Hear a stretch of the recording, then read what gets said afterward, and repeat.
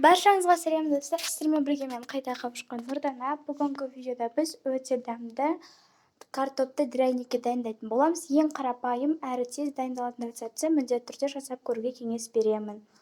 Және де бұл ең оңай дайындалатын рецепті. Бізге керекті заттар 2 дана картоп, 1 дана пияз, 2 ас қасық ұн және де үккіш, 1 дана жұмыртқа қажет. Ендеше бастайық. Ең бірінші картопымызды үккіштен өткізіп аламыз.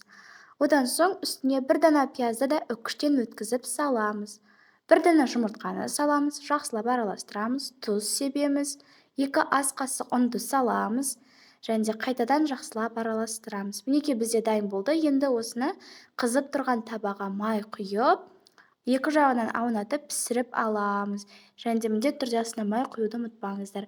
Енді пісіріп алғаннан кейін барлығын өз қалауымызша сәндейміз, міндетті түрде жасап көріңіздер. Достар, менің каналыма тіркеле кетіңіздер және де осы жерде колокольчикті басып, все дегенді таңдап қойыңыздар.